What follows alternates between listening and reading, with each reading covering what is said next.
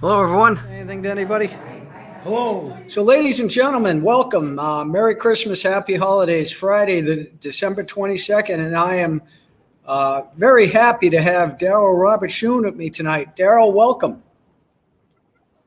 How you doing, David? Good to be here.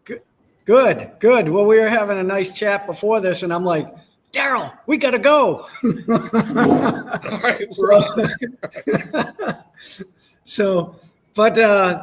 Well, we were talking about something completely different from what we said we were going to start with. So now I'm torn between continuing our conversation and going right into, but I promised somebody that I would answer the question about the banks and the mortgages. So for everybody listening, a long time ago, well, I think it was a long time ago, Darryl, probably at least 10 years ago, you did a video on mortgages and how banks create the mortgages. Yeah.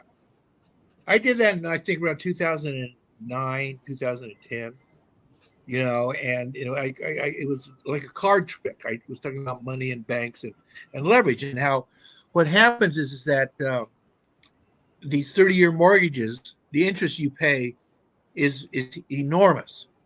All right. And for the first 10 years, only 10% of your interest goes to paying down the loan. And since the interest is charged on the principal of your loan, you're not getting nothing out of the first 10 years. Nothing. Right? And then as it goes if you look at your years, if you look at your balance, it's paying off. Oh, yeah.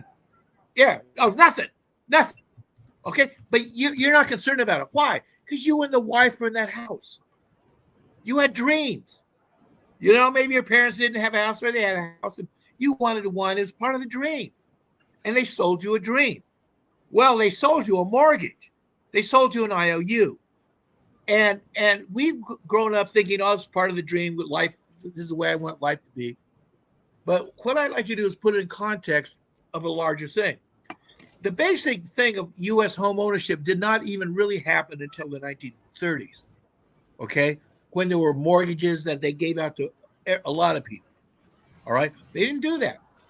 Before the 1930s, the banks wouldn't even loan you money to buy a car, let alone a house. Well, that's not my Christmas tree, for full disclosure. Okay. Well, this is ours. All right. And so the deal is that we live in an experience that's bigger than us. We're in a context, which is what I want to bring back to the Matrix. All right. The difference between my view of the Matrix and your generation's view of the Matrix is I believe the Matrix is benign. Not only is the Matrix, there's only one Matrix here. All right. And it's the universe. Now there's a little bunch of minor matrices, government, bankers, collusions of government bankers. Those are minor matrices. Those are level matrices.